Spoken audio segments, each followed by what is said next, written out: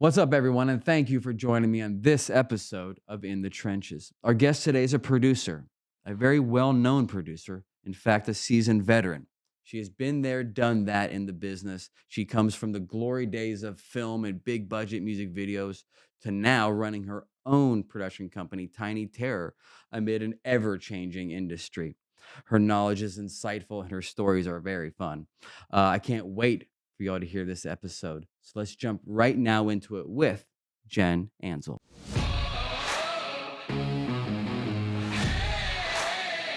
Well, thank you again for coming on because, for one, you're our first, um, I guess, guest who, in my opinion, is owns your own production company, and I think that's really cool.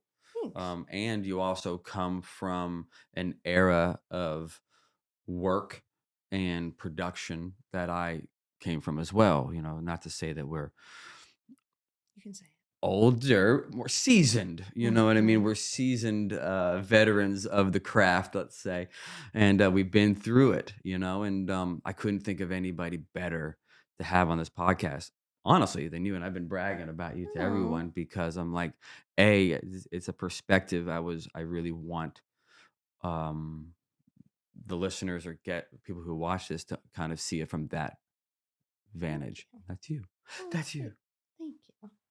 Yes, I've been around a long Yeah. time. So when did you realize you wanted to start getting into film and or just film in general? God, I've knew since I was probably in ninth grade or so. My dad was a photographer or Okay. Where wanted to was be a this? photographer. New York, Long New Island. York. Yeah. Okay. My dad wanted to be a photographer. So he was for a little while until I was born. And he had this passion for it. So I kind of grew up with that. Okay. So pretty young, both my brother's a director. He's in the business too, and we both kind of just wanted it since we were young. And our high school, and it was a public high school, but it had a TV studio. Really? It was super cool. That is cool. I think we Yeah. had one too, a little Did you? editing thing and stuff. Yeah, like a little Yeah. newsroom kind of thing. Yep. That's what we Yeah. had with the cameras. And I started I started a little show in there that I would do, and then I started doing music videos. Really? Yeah, but like for famous artists, but I would do it with photos and edit them together and stuff like that. But that's yeah, I knew, and I even asked my parents at like 16 if I could drop out of high school and just travel because I was like, I don't need to go to college. Sure. I'm not gonna be a doctor or a lawyer. I'm gonna do Sure. entertainment. And but I didn't. I ended up going to NYU Film School, Yeah. and the day I graduated, I drove out to LA and lived out there for 9 years. Hell yeah. Yeah. Okay. So I kind of followed that dream from pretty young. How come you didn't stay in New York? You felt the film and more of like what you wanted to shoot and Yeah. or be a part of was in LA. Yeah, well, cause going to NYU Film School, like, for all those years or there's I was there for 3 years in Hmm. school there, and, the whole city back then, we were shooting film Yeah, of course. in NYU Me too in film. at school in film school because that's all there was until the year after I graduated, everything went Yeah. digital, and I was like, "Wow, that was a real W- waste of money." w- I was like, "Holy shit!" Because like, we learned, editing on the Scene Max and oh everything. yeah, cutting Where it gun smoke and all that. Yeah. Oh yes, I know. I mean, God, staying up nights, getting pieces of, 2 inch in your eye, like, it was Sneak. yeah, it was just, like, horrible that it went digital right after that because I was like, "Oh, Yeah. wow." Hmm. But really, you don't need college for this No, business at all. I no, don't not know at why I all. did that. Not for me. Actually, when I went to film school, though, as far as learning, I mean, hell, I got waived out of like 13 classes that you had to take to graduate. I did Bone Thugs and Harmony my junior year of Wow. exhibit. Get Your Walk On was one of my turn in things. I wanted to go there to be kind of a kid, but what it really allowed me to do for film school Yeah. was I would pillage and steal from the leftover cans of film from Mhm. cinematography class, and I would take those roles and go out and shoot like bands and stuff like that. That's a big portion of like film school, and then learning from different DPs and really building a network. I did shoot with. Do you work with Pedro Castro?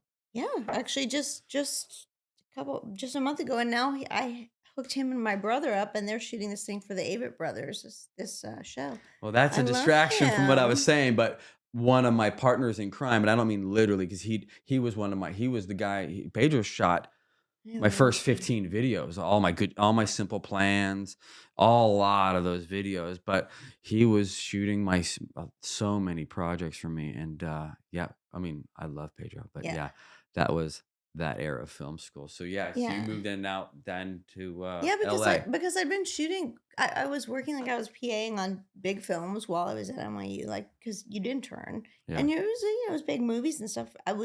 I worked almost full time through school at a prop house called Props for Today that did like Saturday Night Live, Letterman, everything. So it was like it was cool, but I got the whole vibe of New York Yeah, you got the energy. You entertainment, got the energy and and the then I flow. wanted to give LA a shot, Okay. so that's why I did That makes that. perfect sense. Yeah. I mean, I'm already, I mean, how old are we right now when we went into LA?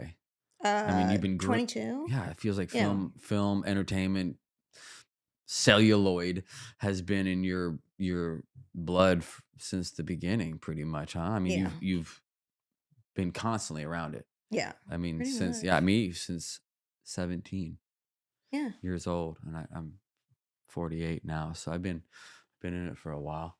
Yeah. I'm Now, did you 52. know when you moved out to LA specifically what you wanted to do in film, or did you just chase a dream of this No. is where I need to be? So I majored in cinematography Oh, hell in yeah. film school, and that's what I went out there to do. Although, I knew I was going to start as a PA, and Okay. I was really lucky because it is a lot about who you know. Yeah. Yeah. And my aunt was the first AD on the Roseanne show. She Okay. had moved out there a number of years before, and she had done well. And so she set me up 5 interviews for PA jobs. I was like, I'm trying to think of the shows. One of them was Roseanne. I don't remember what the other 3 were, but the last one was the TV show The Nanny Oh with yeah. Fran Drescher. Yeah. Right. So I went on all of those interviews, and they all said, "You're too small. We want a guy. You're not going to be able to carry, whatever." And so the last one was The Nanny, and after that, it was kind of like you're on your own to figure out what you're going to do. And the Mm, only other thing really in entertainment that I could get at that time was like sitting people in an audience. okay. I forgot what they're called, pages, I think. I don't know. Yeah, it was like, and I was, God, it was awful money, and it was just like, oh no. But I begged them on that interview. I was like, please. I was like, I'll work for free for a week because their production office was above the soundstage. And they're Okay. like, you're not going to be able to carry. You're little. You're not going to be. You're a girl. You're not going to be able to carry stuff upstairs. And I was like, please just let me work for free for a week, and I'll figure it out. Hmm. And I did, and I ended up working on that show for the rest of its duration, which was like another 4 or 5 years. And I ended up doing utility in Local 600 for a little while Huh. on that show. Okay. Yeah, and then this one, You're kind of this going a roundabout to this, at least from the eh, cinematography route, but well, the reason I decided not to go into yeah. cinematography was so working on that show. I worked from being a PA to being Fran Drescher's assistant, and when I was her assistant, Mm, she knew I wanted to be a cinematographer, so she got me in Local 600. So our block and tape day and our shoot day, she let me go be with camera department okay. for those days so that I Okay. could learn it. And Sure. when the show went That's down, cool. I could move into that. And then I met a bunch of the gaffers and DPs on the other stages on the lot because I was there all the time and walking around. And one of them, this pervy old man, um, was doing the John Larroquette show. Do you Okay, remember I that? do. He had that Yes. nighttime Yes, show I at one do. point. So he used to say, he'd be like, "Oh, you can come down at night and help us light the show because we light at night." Mm. So after I'd wrap on The Nanny, I'd go there, and it was all these guys, and I would go and light, and they'd always like, "Jen, get up on the ladder," and yeah, no, pick your arms up higher, and I was like, Mm. they're watching my boobs Yeah. and my ass. And I'm like, oh. And I was like, it's fine, whatever. I don't care. Like, I knew they were doing it. So I was Yeah. like, whatever. I'm just doing what I need to do. And this is all good. But one night he walked me to the car, and that was like, Uh-oh. he kind of like pinned me to the car and was like, so Oh, I think shit. you're ready to move up. That means Uh-oh. coming with me to Big Bear to my cabin. And I was like, oh, fuck no. I was like, hell no, man. I'm not, no, thank you. And he was like, well, then you're no career for you. I'm not do anything more for you. And I said, that's fine. I Wow. don't need you. And and it wasn't like that it killed my dream to DP, but at that point, Fran also offered me an associate producer job on the show. Yeah. So I kind of veered in that direction and still kept stayed with Local 600, but then I really liked producing and just kind of realized it was right for me, for Yeah. my personality, and especially with everything changing from film to digital, Mm. I still to this day can't follow digital. Like What do the you way mean? I could film. Everything with film is manual, Yeah. so you learn it and you know it. You Yeah. dial it in with how you want to see, how you want people to see your vision. Yeah.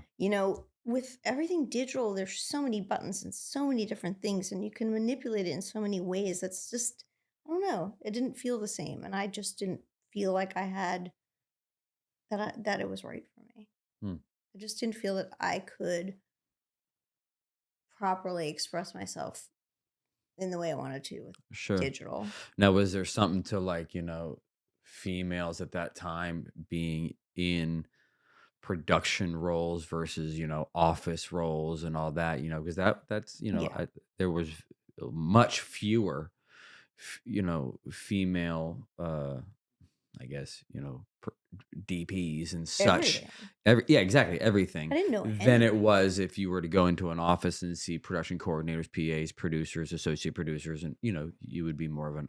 I think have you noticed that change over the years? Or oh, actually, Yes. yeah, yeah, yes, I But have no. now, Yes, now. just the last few Oh, years, okay. honestly, like, because I mean, God, back then, I don't remember, even thinking about it now, I don't remember knowing any female DPs. I Yeah. didn't know any females in any G&E departments, in any No. camera, not even Yeah. ACs, Yeah. thinking about it. But when I did go on those interviews in every production office, usually the producer was a female and Mm-hmm. usually the PM was a female. Um, and that's why it was so weird that they would turn me down for those jobs because, it was like they're like, you're a woman and we need a guy, but Mm. which was weird. Um, now we all have each other's backs, well, I hope. Yeah. For Um, sure. but yeah, it was definitely different. It was really different. And It was hard obviously to break out it was into those roles of like production roles where you're on set with just yeah.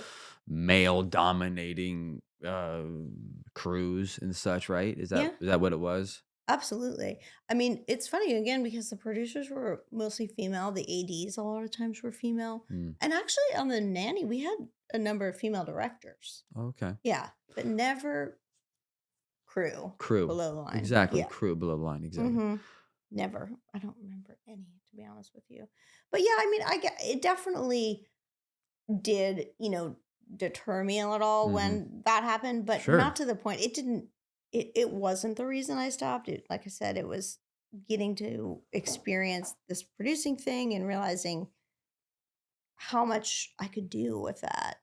Sure. And it was just a different thing that I don't know, I don't think anybody thinks I want to be in production. I want to be a producer. No. Like, because I I. don't think anybody knows what a producer does really. And there's so many, depends what Yeah. you're doing. Yeah. It can be defined in so many different ways. It does it. No, I mean, I remember Shane Drake on, Hmm. Shane, right? Oh yeah. Um, I was producing something for him, and he got mad at me because I said no, and he said, "You're just a glorified accountant. There's nothing sexy about it." Oh.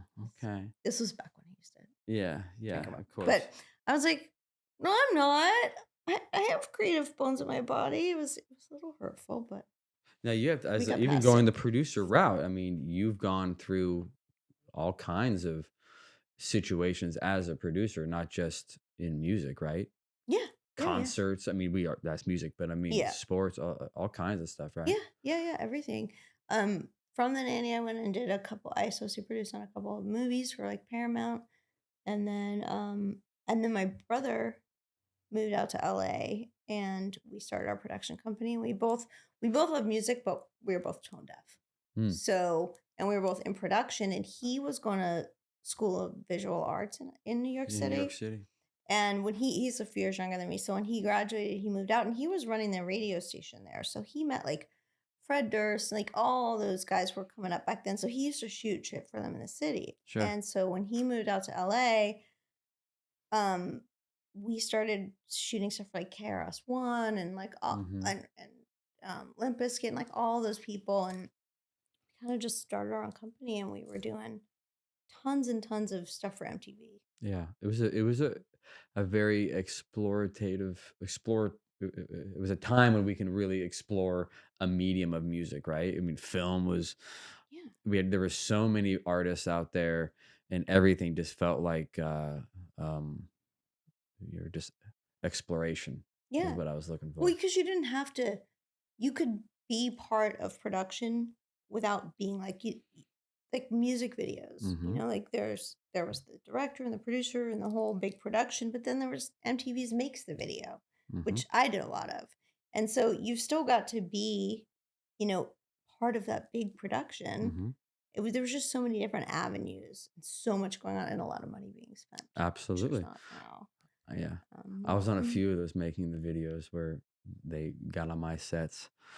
Is that what you're talking about? The making of videos things? yeah, but Yeah. MTV used to have a TV show That's called what I'm talking Yeah, about. yeah, yeah. Yeah, Yeah. they would be on our set, like running Oh, around like yeah. crazy, like Good Charlotte Jobs or Simple Yep. Plan, and it'd be 5, 4, 3, world premiere. Yep. You know, Yeah. yeah. I I mean, if you look at a few of those, and I have like spiky hair, and I look like really pretty young. We were looking at the other day, which is pretty interesting. One we did one in Good Charlotte for Predictable in Toronto, I think it was. It's funny. That's so But funny. yeah, there was a lot of money being spent because that was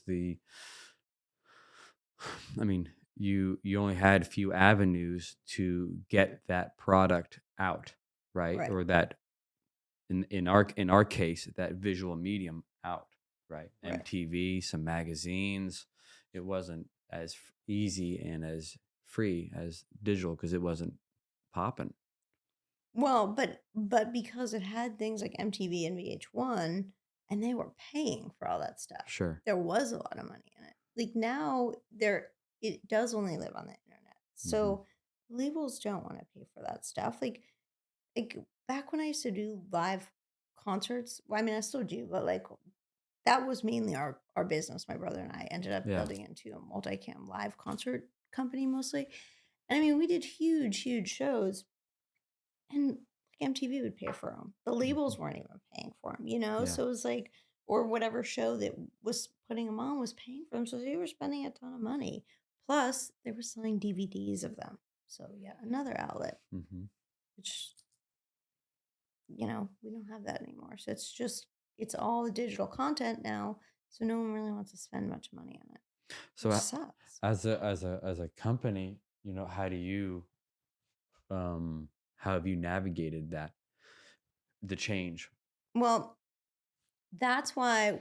So when I moved to Nashville from LA, and my brother and I, we still had our company, we still had our clients in New York and LA for a while.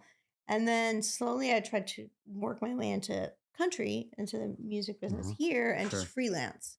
So I was freelancing for Tacklebox and Hmm. Revolution and all of those Yeah. people. And I think that's how I met you. Yep. Um, and um, over the years of doing that and starting to see the budgets decline, I Hmm. was like, we're not going to do this much longer if you guys have all this overhead and, the hidden fees that you're putting in there and, the Hmm. ridiculous costs that you're taking away from us putting on the screen, which is Hmm. going to make me look bad, make the directors angry at me because I have to tell them no, Hmm. and I can't really do my job because there's no money to spend, and you're just taking it all off the top.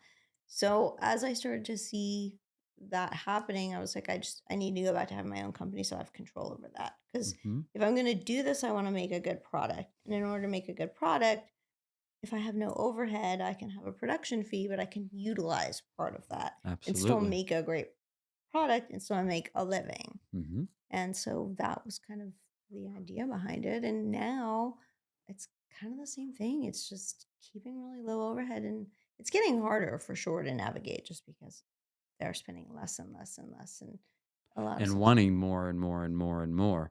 And by yes. more, it's more deliverables. That's one side of posts, but also Mhm. more assets on set, which require more time, less time on the production, which is where the most of the money is being spent that day or 2 days, whatever.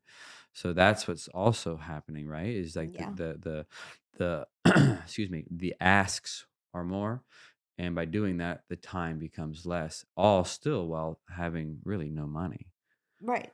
right? I mean, yeah, that's Squeezing the lemon. I mean, it's just like however that lemon's dry at a certain point, right? exactly. And it's like, it's still a 12-hour day, but now we need to get, whatever CMT or whomever's coming down to do an interview. And then we need to do photos. And then we need to do some album teasers. And then we Mm-hmm. need to do some liners. And we need you to tell us where you're going to fit that into the 12-hour day. Exactly. And plus, the artist is only going to stay for 4 hours, and it's Yeah. like, And and exactly. And it it's like, why does all this? I mean, I understand their logic is the sure. circus is already here. Let's capitalize while everything is here and get it all done. But I think it's as you and I are closing in, it's obviously um, making the creative often suffer in most cases. Yeah, agreed. Because it comes down to, sure, you guys can do that and that's fine. And I can fit it wherever you want if I'm not chasing the sun. But you're going to have to pay OT if my crew's going to have to sit and wait for so and so to do this, or you need to do it after Hmm. when we finish and we're wrapping. And you can't say, well, I need you to leave all the really nice lights in the set because we want to do the interview there. Yeah, it's a Well, domino effect. yeah. I keep those big 18Ks up there, and it's Yeah. there's four other guys that three other guys. I have to make sure that is working properly, and you Well, keeping them yeah, on. and we can't wrap anything, so No, everyone's just sitting there twiddling their thumbs, and you don't want to pay them overtime. So yeah, it's challenging. It just becomes more and more the more they throw at us. no, you have the one of the things I admire about you is also is that we come from an era where uh, production companies with roster of directors. Um, where as a director myself, I may be at a production company with seven other directors. Um, that was very normal for me uh, through the kind of early years. Hmm. And then, just like you said, I wanted to be in control of where the money went so I could put more money on the screen. And then, now I find myself owning a company and looking out over the landscape, and I don't see what I once saw. Production company with roster of directors and such. That doesn't, it's more people, directors like me, who jump and do their own thing. Hmm. So I love seeing that, and I want to talk about it because um, I know so much. I lived in that world for so much, and as a director, it'd be fun to talk to you as a producer, but as an executive producer of the company, what I dealt with when I was at companies, and when I looked to be at a production company, the first thing for me as a director was always, am I competing against other directors? Am I going to go against, someone else on a job under the same umbrella and have the same work? You know, um, is that still a thing, or are directors?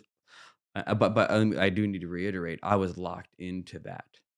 You see, we were Yeah. more signed directors, and we would have a retainer possibly to write to keep writing treatments to keep us inspired to write treatments on top of. That was a long time ago. Yeah, A retainer. you have all those. I mean, but that was at one point. There was Yeah. that. There was that. I mean, what I'm getting at is the Yeah. evolution. You Of know, course. what do you how does it work? I mean, because now directors can kind of be at production companies, multiple ones, Hmm. right? So then doesn't it become a production company bidding against other production companies? Yes. I think for me, I never had an exclusivity Mhm. clause or anything with my directors. But the one thing that I always said was, look, you can do whatever else you want with whomever, but Yeah. when it comes to music videos in Nashville, those solicits can only come from one production company. And I've run into that with a lot of younger directors. They think, Mhm. oh, they're on five different sites. I'm like, I don't care if you're on five different sites, but you can only have one company sending you solicits. Mhm. We can't all three be sending you the same solicit from for Miranda Lambert, or it's like Hmm. that doesn't work.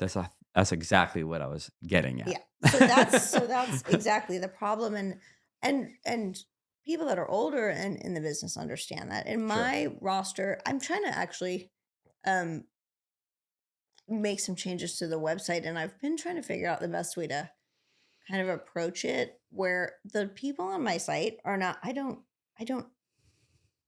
like, I'm not their agent. I'm not sure. the same thing like a rep like it used to be. Like Like it used these to are be though. But that's right. important to make note of. That was a big deal. Yes, you were locked in, like you Yes. said. Hmm. But these are people that I like to work with. These are people I'm fans of. Hmm. These are people that I will pitch, whether it's a solicit or something I hear about that I think are right for the job. And that goes for people that aren't on my site too. Mm. Like people that I love to work with. If something comes down, on my desk, across my desk, and I'm like, oh, so and so would be Mm. good for you or anybody, that I know as a director that has their own company or is with another company, I would Mm. call them and reach out and be like, because I think that that's become a bigger part of it is who is right for a job and putting the right people together and Mhm. not worrying so much about your roster. Sure, sure. It's and I've tried to make that clear to most of the labels and clients that I have. 'Cause it Like can get complicated it can. and And muddy waters. yes, it can and it is for a lot of people, and especially these younger directors Mhm, they don't like I've said it a number of times and I've had to take a number of them down because mhm, I'll say I'm fine if you're on my website and everyone else's, but if when you go on those other people's sites, you have to let them know they can't send you solicits for Nashville record mhm, labels.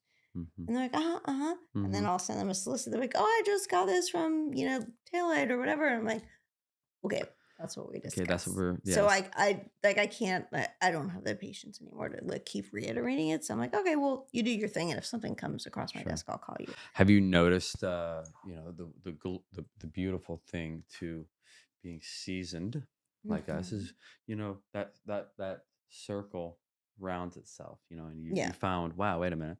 Um, I've been here before, Hmm. but now I'm wiser and I've seen it all. With that in mind, we're always learning, but we've Yeah. seen a lot. Yeah. Um, on the topic of maybe let's call it the new regime of filmmaking. Let's call it, the DIY or such. And I'm not putting any stigma on it. YouTube. I am putting a stigma on it a little bit. Do you feel you're seeing a lack of craft skill knowledge in production related jobs, that people are coming in thinking they are having more of a content oriented perspective into a production lane? Are you seeing that? Yes. What I'm seeing a lot of is people not wanting to learn and work their way slowly to the top or Mhm. to their position. Yeah, they flap their wings a little too quick. 1 week they're a PA for me, and 2 weeks later I call like, "Hey, do you want to drive?" "Oh, I direct now," or "I'm a Ooh, DP," and I'm like, "Oh wow, that's so good for you. good for I'm you. sure that's gonna be a really good video." Yeah, and Yeah, off. but the thing is I'm crossing so many people off, and they're all. I mean, I say they're all doing Of it. course, It, generalization. but it feels to me like the majority. I've tried so many times to meet with younger directors, Hmm. because that's what part of owning a production Yeah, company and repping directors is finding that new talent. sure. That's what it used to be, Yep. and bringing those directors and building their reels and Hmm. making Yes. them big. Yes. Yes. But that doesn't exist anymore.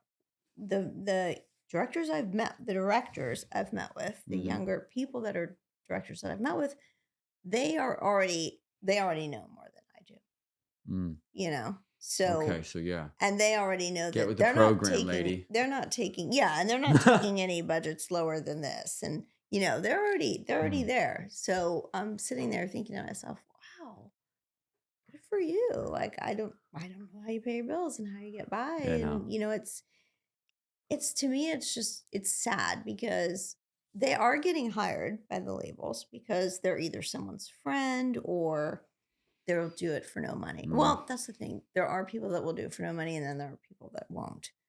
The ones I met with mostly won't do lower budget. It's just a very interesting juxtaposition of new talent mhm. because I just feel like whether they're willing to do low budget or not willing to do low budget, they want to do what they want to do and they don't want your input Yeah. or See, that goes back to that they've learned how to do it their way, right? And Mhm. their way, as a friend of mine was doing a pretty big commercial, and they hired some young guy who had a really cool reel, and had some Puma stuff, and but it took him 3 weeks on a trip to Brazil, and he caught that this he made this Puma commercial, but now he's on the hook for 12 hours minus lunch, load in. You got about 8.5, 9 hours to execute everything. Tell everybody how to get it to what you want, because everybody who's paying the bill is right there Mhm. waiting for that, not just gallivanting around Brazil waiting for the light to inspire him. Mhm. That was a real situation that a producer of mine, of reputable name, experienced not too long ago. Yeah. And it's kind of falling in line where he had to have a come to Jesus. This is how it's going to be, and I don't know if he stay on the roster. I don't know, but the young lad was having a panic attack. I just want to be left alone. I can execute this. So that's not how it works. No. This isn't this. If you want to make money, Yeah. that's not how it works. Yeah. Um, and I think there is a disconnect with, like, and I'm just riffing now, social currency Yeah. versus the kind of currency that I have to pay to live in this house Yeah. and to raise kids. You know what I mean? Like currency. I'm sure there's a happy medium, but I do believe with the kids coming up, the social currency in their mind could have more immediate value than the dollar currency. 100%. I did And this that's really. scary as a company owner. I mean, Oh that's yeah. that's almost lethal. Yeah. It is. And that's why you hang on to the people that you know can deliver and that you know you enjoy working with. Yeah, yeah. The Unfortunately, the problem is we're all getting older, and as that generation or as these younger people take over more and more, and that Mhm. currency becomes more important, and they don't care about Yeah, this, that, yeah. or the other thing, other than what they want to do and how they want to do it. Then yeah, where does that leave us? For me, Portugal. I love it. That's great. um. But there's something that's keeping you here, like me. I still love this. You know what I mean? I Oh yeah. do. And you're finding ways to do it your way. You've always been doing that. I can already tell. But like, right? I mean, Yeah. it's everything's changing constantly. It's changing, and honestly though, like over the years, I did, and I do think, and I've told, I don't know if you know Jack, my PM, who's been working with Mm, me for the last number of years. Um, he's amazing, and he's one of that generation. He was my stepdaughter's boyfriend, mm. and they're not together anymore, but he's still my PM, and I love him. He's great, and I trained him, and he just was one of those people that had it, Yeah, so it's just kind of teaching him the ropes. He already had the work ethic and sure. he wanted to learn, and he's amazing. Like when he first started working for me, we were slammed. Yeah. We were traveling, we were working 365 days a year, Hmm. right? And he was making a fuck ton of money for a Sure. 22, 23-year-old, right? And he's Amen. like, holy shit. I'm like, put it away, put it in the Mm, bank, mhm. don't spend it, you know, put it in the bank, save up because it's gonna dry out. The town's gonna dry out, the business, it's gonna come, it ebbs and it flows, and you have to just save up for those rainy days. Really, And for you sure. have to invest in something else because this Mm, business is ever changing. yeah. And that is one thing that I did from a very young age. I agree with you, and there's something I don't want to overlook, and that is ride it out. Yeah. If you jump, you really are starting over every time. If you ride out and come up with different ways, like you just said, and I agree with you, there's something to staying in the game, Hmm. because you will have those ebb and flows. And then when you on that rise up or you're at the top, which we have been in countless. I can't even fresh off of a low, and you're Mm-hmm. like, yeah, this is what it's for. This is what Yeah, it's about. 100%. You know what I mean? And I could have dipped out, and even during COVID, I never once thought of what else can I do. No, Yeah, not at all. Ride this thing out. I only know this yeah. until I'm in Portugal. It's true. I Do mean, you feel like you have, because I do as of now, do you feel like you have a reason to kind of maybe pay it forward and educate yeah, the youngsters that maybe that do need to learn, at least appreciate and value uh, craft work rather than learning it on YouTube without the trench, no pun intended, the trench work, the yeah, the scars, and really working your way through all the positions. I did. I didn't. Now some of them I jumped through quick. That's up to me, but I yeah. trust me. I promise you, and one of my strengths is that on my biggest set, I am controlling all ropes on people. I'm giving them ropes to go as far as they want creatively, and I'll yank them back when I need them and how much I need them. I can not do everybody's job. I'm familiar Mm-hmm. with everything that is going on my sets and what is happening. That's through years of knowing all the stuff. Exactly. And nowadays, that's being kind of neglected. Well, that's Maybe why. the right word, neglected, or just not an importance. Yeah, it's essentially being ignored and kicked to the curb. That I don't need it. I don't Hmm. need that experience because I know Yeah. what I want to do and it's direct, or I know what I want to do. It's DP, and I know Hmm. how to do it. But you don't, because part of knowing how to do it, maybe you do know how to direct as far as I want this and I know the images I want. I know how they're going to cut together. Hmm. But if you don't know how everybody else's job on that set works, and that's why PAing for a number of years is important, Hmm. because you need to work through all of those departments. Yeah. Whether you're in them or you're helping them or you're bringing them the call sheet, whatever, you're learning. You're Hmm. learning what they do. And in order to control a set, whether no matter what department you're the head of, you need to know that. You know what's funny? Remember when I screwed up and I didn't know what I was saying earlier? Uh-huh. Part of what you are learning when you're young, but I was going back to like, yeah, guys, I'm good. 25 minutes ago. When you're young, you are going through these positions, and though you might have spent 3 months saying, I'm going to be an editor, I'm going to edit, I'm going to edit. Mhm. And then when you're in that edit, but you're young, the important thing is you're young, you realize I don't want anything to do with editing. You didn't waste any time. That was valuable. You Totally. only took 3 months, 4 months to figure out I don't want to do it. Bubba, that's great. And that's something that is awesome that I Mhm. don't necessarily know is being experimented with, because I can go get a black magic and get this lens, and I can go for 3 weeks down into Brazil and shoot puma. Mhm.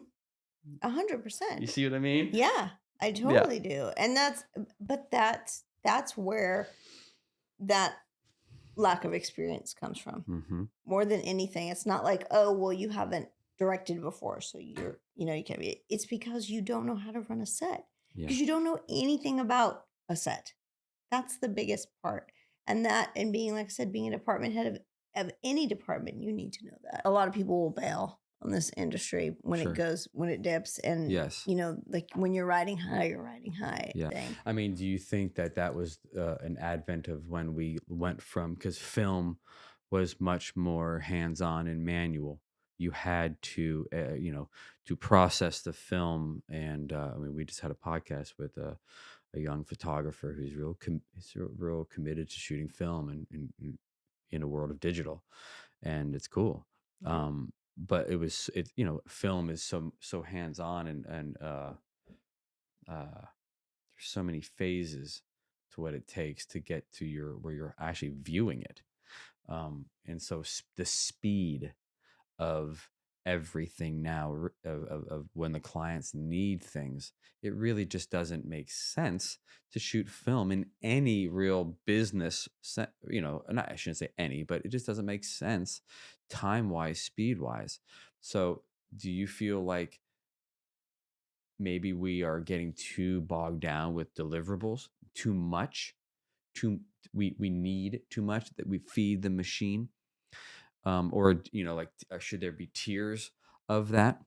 Well, I definitely think so. I think the demands, like what we were talking about earlier, it's like, they want more, everyone wants more for less from Hmm. us. But I do think the deliverables are more, and they're ridiculous. And the speed, I mean, I've been yelled at times, like, to deliver something that it's impossible. Hmm. We still are working with a machine, and Yeah. Yeah. at some point there's nothing I can do if the download, or upload time is this. That's what it is. Yeah. I Yeah. have no control over that. But I can't tell you how many times I've been yelled at. But it's supposed to be in the system. Well, I can't control how long your download is taking, Hmm. you know?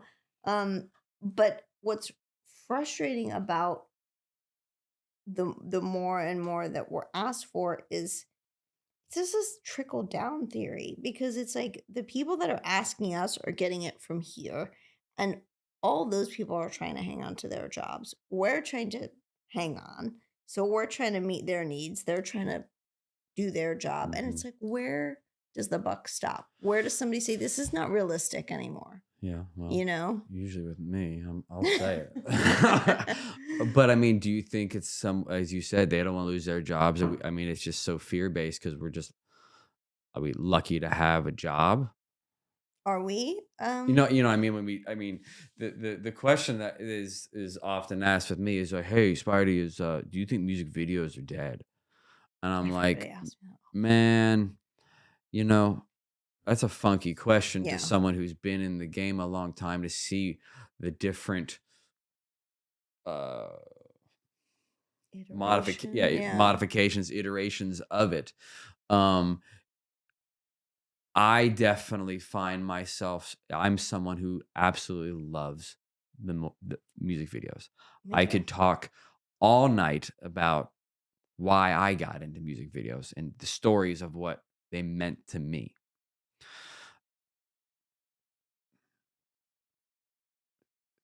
I've been through the ringer so much now, and I've done so much in that format that for me, I think um, I'm okay with doing considerably less videos on my calendar Yes. than, say, before when I was chasing the videos. Everything mattered that I got that one. It went to someone else. Mhm. Why did it go to? I mean, I don't do any of that. Yep. I don't do any of that. In Uh, fact, it needs to fall in my lap as a green light, and okay, will will 100%. will work because now you're going to get the best of me. My treatment folder of 4,000 treatments is the what do you want to call it? The zero fucks meter is done. I like nah. I'm going to do the video or I'm not Yep. going to do the video. And if I am, I'm going to put every bit into it, and that comes with the treatment. But I need to know where I'm at with it. You know what I Yeah, mean? I do. I mean, I've learned to say no in the last number of years. The power of no. I Like say it all the I time. literally at one point said to my husband, like, okay, I'm going to set my limit with budgets. I'm not taking solicits under, 70 or whatever, Hmm. whatever at that point it was, because I'm done. I'm Yeah. done killing myself. And it's got to be, it's got to be there are companies in this town that I don't want to work for. I Hmm. don't care what your budget is. I don't like For the way they sure. treat me. I I don't like have the the way they same. treat anybody. I don't like the way they treat my crews. Yeah. So I don't want to fucking do it. Yeah. And I'm not going to. And there's something about that that is amazing, because I still do want to do this. And when I Yeah. get to do it, I get to put all my passion into Yeah. it. I know I chose to do that job. I'm not Yeah. there, like you said, like, God, I was killing myself for Mhm. years, 5, 6, 7 music videos a month, Oh, and God. as a producer, Woo-hoo. you're always prepping, you're always in post, you're always, you're always You're in some, leapfrogging from yeah, one to the and you next. always have to make sure that your client thinks that they're the only person you're Of working course. for. And your director too, if you're doing different jobs for different directors. I 100%. mean, I Oh, know I'm yeah. a very demanding. Oh, yeah. Yeah, when I'm at a company, I mean, and every director should say this, I want to be your most important director. Right. Of course. And then even when I say client, like, I even think of my directors almost as that, because it's Yeah. like, because yes, all these people are my responsibility to make happy. Yes. And they can't know that I'm doing all these other things. But meanwhile, back when I was doing that, and hence the reason I started my own company, was because I was having to do that, because producers get 5% of a music Yeah. video budget. Mm-hmm. When your music video budget is $40,000, that's $2,000 for like a month and a A half. month of solid work, easy. Yeah, which and pretty much every day. I mean, you're Mm-hmm. not working Phone 8 calls, hours a day, but emails. yeah. So you've got to do so many, so many, and you're killing yourself. Chris Pinkston and I used to we were machines together. Like we had something going and we would do it, but we wore ourselves down at Pinkston, one point. she raves about you on Oh, on the podcast and I if I have love lunch with her or whatnot. I love her so much. I feel like she was your protege, right? I She's I You took love her to under think your so. wing. Well, it's funny because she just happened to be there at Revolution. I think she was just finishing her internship, and they were Yeah. like, "You have to use this." I think they said, "We want you to use her as a PM." I don't remember what job it was. It was one of the first I did for them, and I was like, "Okay." And we just hit it off, and from that point on, I don't think I ever used anyone but her until I think it was like around when I started my company, Mm. and she started then producing for me a bit, and then she started producing for all the other directors and kind of built her own thing, which I love. Yeah, you gotta be So a I'm so proud. proud of her, Yeah, and you'd I be so love her. proud of her. Oh God, yeah. We see each other, and she's just like she's one of the only people when we go to dinner and bitch that I know gets it, and I think vice versa. Like we can sit there and both be like, just look at each other and know.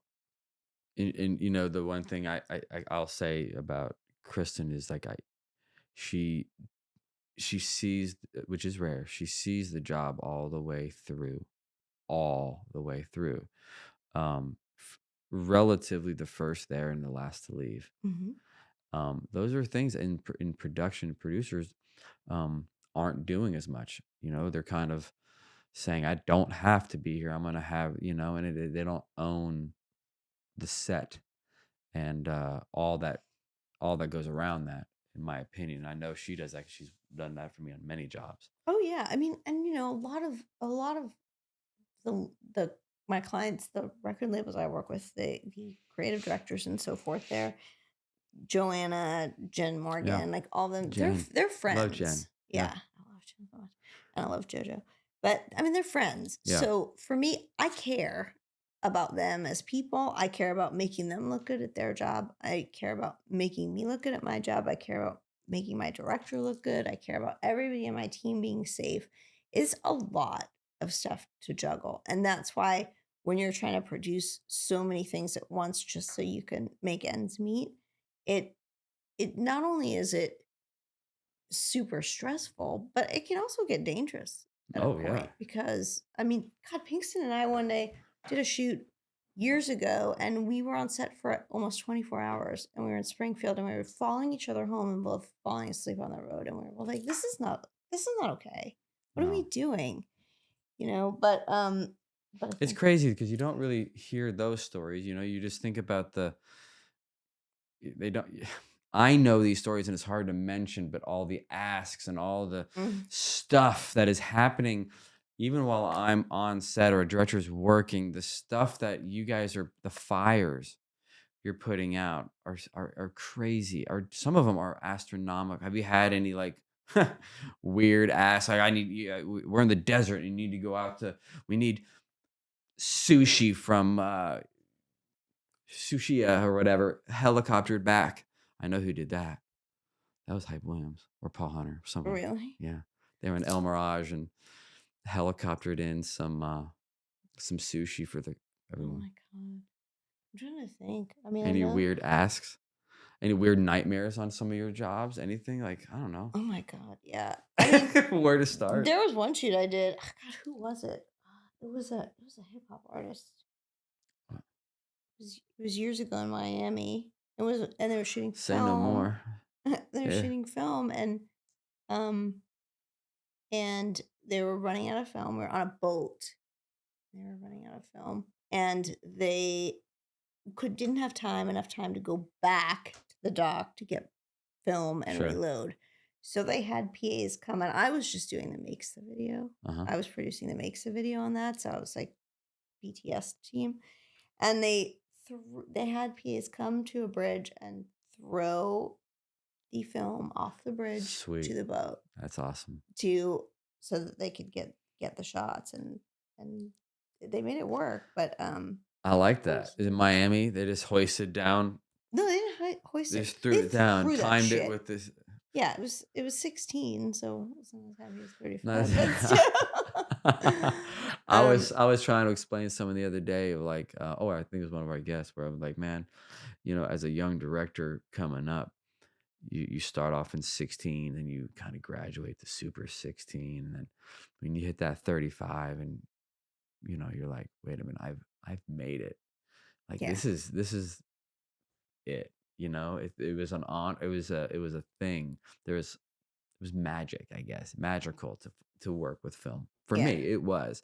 Even your transfer, your coloring, it was an experience to go in and color for Oh, that two was 8-hour sessions, and the time you spend in the telecine bay with your colors and your clients. mhm. You're in a dark room. Everybody's kind of on a field day because it's the best time on the production. You're coming off of the war, Yeah. and now you're in this air conditioned, beautiful color bay, served food, and you're seeing your beautiful images being colored. It was And just you know that you got an image. Because you yeah, didn't you always got an know image. that. Oh, I know. I know. It just feels so easy now, Yeah. when you think of digital, you just kind of show up and there it is. You kind of already seen it, right? You've already seen a LUT put on it on the day. You've seen it hell, even edited almost, it's Oh, yeah. so immediate. On set right there, yeah. I mean, I did, I shot Disturbed at the Palladium years Sick. ago. It's like 14 Was that cameras. for Nathan Cox? No. Okay, But I because remember Nathan. yeah, yeah, and I might have been at that Palladium Disturbed. Yeah, we were what's our name? Open forum, oh god, I can't remember. But it was 14 cameras, and it was film. 14 film cameras. Yeah. Yeah, I think Joe Labisi might have been our Joe Labisi. our DP. Yeah. That was before anybody knew who he was. He was Yeah, I've working with done me and my probably brother. dozens of jobs with Joe. Yeah. Um, but He was the rock guy for a while. he was, but that's because he started with me and my brother. The first thing he did was we did System of a Down in Mm, Canada. We did 2 nights. And that was the first, like, we had to beg the label to let us bring Joe because nobody knew who he was back then. mm, Um, but this Disturbed one was really crazy because we had 14 cameras rolling film, and you don't know. There's not monitors, and you've got every camera has a loader yep. or two. Hmm. And so every time that, you know, it runs out, you've got someone there with a bag and reloading. It's not the same thing. No. And there's something about that that's magical. That energy, that adrenaline. Sure. And you're living with the void of days, maybe a week before you see it. Yes. It's hard to explain to people what that's like, It's true. But that is what separates our generation or people that had to learn Hmm. how to shoot film from anybody doing this business now because it's digital and you can watch something on YouTube and learn Yeah. how to edit, how to shoot, how to light, whatever. It doesn't mean you're good at it, but Yeah. you can learn it, right? Hmm. Um, with what we had to do, it was a craft. Sure. You had to put your hands on it. You had to go either you had to make your way to set or someone who knew how to do this to teach you, or you had to go to school. Yeah. And that's what I saw happen. It was kind of after MTV stopped showing videos and Hmm. labels stopped hiring people like myself and were doing most of their content in house Oh, and yeah. having interns shoot it because everyone had DVXs. Yeah. Is that what it's called? HVX. Okay. You remember those Sure. cameras? Um, but and that's when they started having people that were not professional do professionals' Because you can jobs. see the image, and now the average person in control is like, yeah, it became what the average person can see, therefore they can do. Yeah, and if you could afford the camera or Yeah. the editing system on your computer or your parents could, that's what was happening. And most of those kids were working for labels and they were going out and shooting, and we weren't getting called to do all those BTS things Yeah. anymore. Yeah. And that was a big turn. And then also when MTV was kind of going downhill and all that stuff, and DVDs were going down, like people stopped spending $300,000-400,000 on Mm. multicam live shows because they're not selling DVDs, so what's the point of doing them? Sure. Which is why there's not as many now. Did you ever have, as an owner of the company, ever have those fears by shooting film, right? Yes. The well, Is your there? company is on the hook. You've hired the crew, the camera department, you know, film gets flashed. It gets it's bad roll of films, and it's not in the gate. Everybody thought it was in the gate. It's scratched to all hell. I mean, the list goes on. Oh As a yeah. company owner, that's got to be terrifying. Because my film days, I only did a few as the company, but the bulk of like my $400,000 videos and stuff like that shot on film, and it's just like you go to the transfer bay, and it's just like 32 racks of Yep. photo chem boxes. You're just like, good God, I hope this looks good. Yeah. It's true. But You there's a know, rush about there that. is. Don't you Yeah. think? Yes. Yeah, Yes, I do. I think that's what originally drove people like us to want to do this. I know I'm an adrenaline junkie, so Hmm. I think that was a big part of it. But I mean, yeah, I mean, you have insurance as a production company, or you Okay. should have Okay. insurance that Sure. if something doesn't show up, and it did happen, it was not it was not the film. But doesn't it become a blame game at that Oh point? yeah, because Because I then you're just mortified and embarrassed and whatever. Sure, you can make the money back, but that client's probably gone. I know there was a Michael Jordan commercial that one of my ex-girlfriends was the coordinator on for villains back in the day, way long ago. Yeah.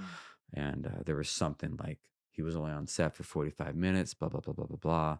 But something was wrong with how the film came back, and it was in the transfer, and it was just like it's chemical based. No, it's flash, it's light based, it's this based, and it was just like everybody was fighting, passing the buck. It must have been the loader. It must have been this, Oh yeah. and it's just like, but again, back to there's so many phases to the film and getting it to where you finally say it. Where I said 10 minutes ago, it's exactly the case in point. When it goes astray, I mean, of course, a scratch is loading problem. Yeah. Flashed film is a loading problem. I mean, loaders. Yeah. I You have a lot of pressure. I vividly remember on set, like I said earlier, like where I know what everybody's roles are on set and who's doing what and when and how. I vividly remember going up to like loaders and being like, "What's up? You good?" Just pounding them and like, "Yeah, can I get you anything?" Because You you're know, like really the most just important. yeah, You're just paid the least, but you really are the most important yeah. person You be on here. set and roll out of film, and like he's loading film. You're like, "Just go, let's go." They're loading film. You're like, "Okay, take your time." I didn't know that's what we were waiting on. Take your time. Exactly. Those were the fun days, Yeah. Digital was a transition for all of us, Yeah. Um, so really, where is what's next for you? What's moving forward? A veteran in the game, producing, a producer, company owner. What's left for you to do that's on your, you know, mountaintops? You've done so much. I mean, I just am at the point, and I really wasn't kidding about Portugal. Like my husband and I are actually going back in May. We've been going in, and Yeah, we've been looking at houses there. yeah. And I do want to kind of get out of here and keep just picking and choosing. And Jack, my PM that I was telling you about, I've been training him so that maybe he can keep the business going and start taking over and doing that. And I want to keep it small and I want to keep it boutique, which a lot of things don't feel. Mm. What's interesting for directors Hmm. that have production companies, and this is discussing with producers, friends of mine that produce for those companies, is one thing they don't have a lot of times is an executive producer. Because Mm. if you're the director, Mhm. you're by name an executive producer, but you're really not going to be that person that's dealing with the label, with the contract, and all the stuff. Exactly. And that's, I think, one of the only issues with production companies, that it's just the director. Hmm. And I'm not saying you have this, but No, I hear you. I know that some I've had to implement producers, all of those things, and yeah, I know where you're going with that. You, and a lot of companies don't necessarily have what the producers need, the Mhm. resources, be it insurance or whatever, or like a wrap folder or just, all the things that you're supposed to have as a company Hmm. that make you a company. So I don't know. I feel that there's always going to be a need for kind of what I do, whatever that is, if it's Sure, not music videos. sure. But for myself, I mean, I was telling my husband the other day, I've had the stories I have, the people I've met, the things I've done are amazing. Yeah, Like I could die now and be like, I yeah, had an yeah, amazing life. It was great. But so I'm pretty good, but I do want to see the people I care about be able to move forward. And yeah. When, I do want to see this industry continue. yeah, And I want to help try and figure out a way for people to do that. People that really should be doing it, not yeah, just people who want to say they are. yeah, yeah. I agree. The one thing that I thought of when you were saying that, something that's very important to know about the importance of a strong company to kind of take take you on, or you for you to be under as a creative, is clients, meaning agencies, um, record labels, whoever, the money people. They want to know that their money is taken care of properly. Again, back to the young lad in Brazil who shot his little Puma thing, right? And it took him 3 weeks. Well, he can also form an LLC, and Mhm. he can have a Yeah. website, and he's a company too. Mhm. But the reality is, the money people, and I'm not going out on a limb here, I've learned this the hard way. I've learned it as the kid who just had it. And then I was like, I wasn't getting the jobs. And it was because it wasn't the creative that I was losing the jobs, is I didn't have a business structure that the other people, the money people, wanted to know that their investment was in Mm. good hands. Mhm. They were going to be white gloved through the process, and there wasn't going to be trying to track down the one person because he now went left to go to Mexico. No, Yeah. it's a fully serviced job, which goes in line with what you said with an EP. I thought that was important to mention, that production companies are not a thing of the past. No, they're extremely needed, and maybe have been neglected because everybody thinks they can do it themselves. True. And but they also they have been they have been neglected, and you're right. And it's just like the kid with the digital video camera back Hmm. in the early 2000s, being able to do it. It's Hmm. you can also yeah, you can sign up an LLC, but it doesn't mean you're doing it well or Exactly. you're doing it right. And so that But you therein can listen to TikTok, and for I yeah, make 10,000 a month if you just follow my thing, and I can get you these jobs and sell you and sell you. It's like, oh my God, yeah. it's more of that shit. But therein lies the rub. It's like Exactly. what really happens and who's going to tell them because producers are getting hired by them so they don't want to say anything because they're getting the work, Mm, these directors. And look, there are some that do a great job at it and have everything they need. I'm not trying to say it's everybody, but there are too many sure. people that just are like I want the production fees, so I'm just gonna Yeah, make an that's. LLC. I uh, don't need a production company. I'll just make my own. And it's like, but there are things that you do need. And to put it on those producers, fine, a lot of them can do it. They can EP and produce at the same time, but you have to pay them Yep, too. And absolutely. that's what bothers me is a lot of those people who do that are not paying those people for their time. Yeah. And that's just so yeah, we need to figure it out. We need to restructure, regroup, and, you know, I don't know, figure out this next low and then this next There's gonna be a rise. high. Speaking of rise, is there a moment that you remember on a job where you're just like, man, this is it. Like, this is cool. Oh This is god. just something, who you were with, what you were doing, or something. I'm damn lucky to be here, and I'm where I want to be in this There career. gosh, there's so many. I've had so many amazing experiences. God, I'm trying to think of just one that stands I know, out. right? I mean, I just I remember mine. what is that? Mine was Christmas Eve. Not Christmas Eve, the 23rd of December. We had just finished directing the Good Charlotte the Anthem video. Now it wasn't out yet. We had to transfer a crap ton of Super 16 um, at Hollywood Digital up in right on whatever Hollywood, and it was a making of the video on MTV. It had a strong release. I couldn't go to my family's vacation, Christmas or whatever, Mm-hmm. and I was in the transfer bay. And it was at the end of the day. Everybody's gone, going to have their Christmas. I felt like the luckiest man, a kid on on Earth, even though I was alone.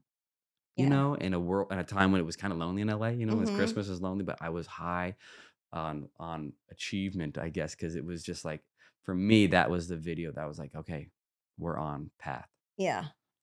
I mean, I had one thing that stands out, and this is I may have been just because of my dad at the time, but my Mm, brother and I had done a Blake Shelton video probably 8 years, 7, 8 years ago, and it won Video of the Year and Male Video of the Year. And I was at the awards, and my brother lived in LA at the time, and he didn't come in for them. But my dad was dying of cancer mm, in Florida, and I was at the awards, and I went to go to the bathroom, and then get another drink, and then, out in the monitors, at Bridgestone, they usually have mhm. what's inside playing in there, and I heard Blake up there talking and saying my brother and I's name and, like, thanking us, and I was like, "Oh, shit."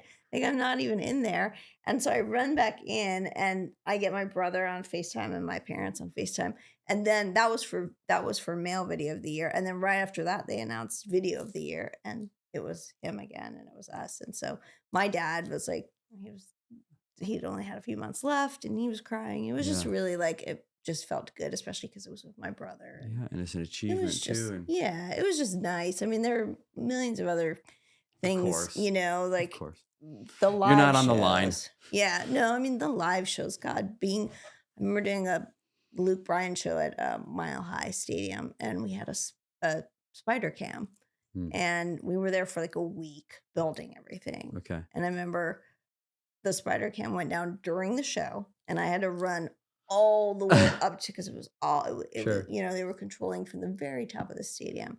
In the middle of the show, I had to run all the way up, and because their headsets were down, and so ran through the stadium, got up there, we fixed it, and then I'm sitting there looking down and thinking, "Wow, I put all of this together." It was a huge show. I don't even remember how many It took you cameras to we get had. way over there just to But look yeah, back. but we had like 18 cameras, and they were all like, we had every toy you could imagine at that time. This was like 10 years ago or something. But it was like, it was just so cool because I'm Mhm, looking at this gigantic, arena, and I'm like, wow, or stadium. And I was like, yeah. this is cool. What do you think it is about this business that we go through such physical and emotional distress, and we take our bodies through some serious torture time and time again?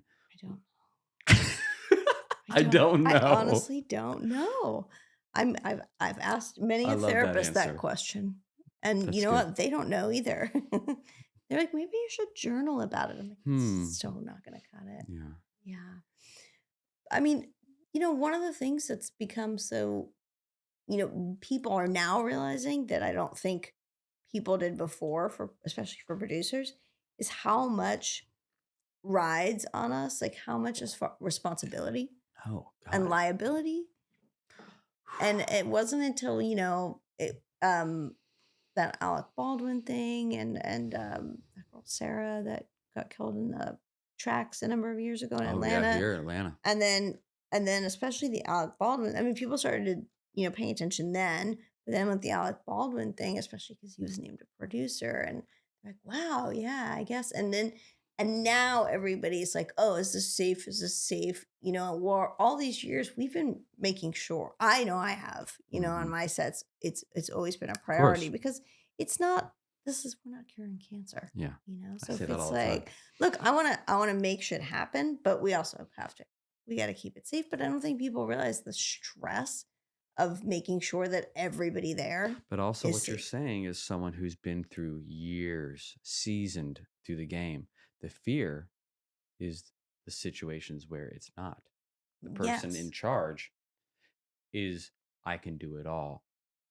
And that gets into some really scary thing for two people who have lived most of their adult lives Yep. on all kinds of sets. Yep. That's fearful. Yeah. It's frightening to think.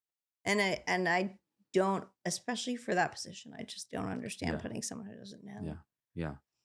So to the to the as we close to the 15-year-old girl that maybe is in a similar situation than you, a girl, who's maybe getting, this ain't for you. You can go, you know, what would you give advice to that person, knowing what you've been through and the some of the obstacles you've overcome? I would tell her to stick with it, stand your ground, and learn, that not to take things personally. Mm, That's one of the hardest things. Um, and also know your strength and your importance and stand up for yourself and just don't give up. yeah. So many people are going to try and kick you down. So many people are going to tell you it's not going to Hmm. happen. This business is, it's really hard and only a few people make Oh it. yeah, And the you're, war stories. you should, get a backup, Yeah. whatever. Oh And yeah. it's like, no, if you really want it, go for it. Yeah. Don't let anybody stop you because you can get there. Anybody can, but you've got to really want it. Yeah. And you've got to listen to people and you've got to keep your eyes and your ears open. Pay attention. Yeah. The persistence is a big one for me. Mhm. Um, and yeah, what you said, but listen to people, but also knowing, yeah, with knowing who and who not to trust. Like you said, keep your eyes open because and trust yourself. Yeah, and persistence, you're right, is one of the biggest keys. Stay in the game. Stay in it. So many people, one or two rejections and they're out. Hmm. It's how many can you count how many reject? I Uh, can't. this week? Yeah, right. Uh-huh. Honestly. And look, they still hurt, don't they? Oh yeah. Oh yeah. I mean, it's like Yes, I still get offended for or sure. take it personally. It's hard not to. It's the way, but those scars are kind of important too. They are. They ultimately, you said it back, and I've said it a lot, is the power of no. I've Yeah. That's a big thing. Unfortunately, I do think you learn it through experience, and therefore it comes later Yeah. in the process. And I know for some people it's hard to imagine that, and it was hard for me to think of it too. But two individuals who have been there, done that, have definitely learned the power of no. Yeah, for Yeah. sure. But I honestly thank you so much for Jen for hanging out with me. I knew it was going to be plentiful. Yeah. I loved everything we talked about. Can you think of anything else we might have missed or didn't talk God, about? we could talk for I many more know. I hours, know. but I mean, there's tons of things, but I think it was great, and I loved being here. Thank you I so think you're much. so good at this. Oh, You're great I at it. You're appreciate just it. this is like just want I to keep talking I to you. love it. I do. And for me, everything is about the business. I can see that about you. And I know that about you. Your reputation is, well, goated in this town. Oh, thank you. And but it comes, I can see it in your eyes when you talk about, you love it. And Mhm. that's what made me ask that question, where I imagine you running up, I mean, it's like maybe even slipping, falling, banging your Oh yeah. shin. I mean, my ear just got busted from something. I'm dealing with that. You know what I mean? It's like, wow, we go through a lot for the love of what we do. And I see that with you. Thank you. Thank you so much. Thank you. Thanks for having me. Thank you guys.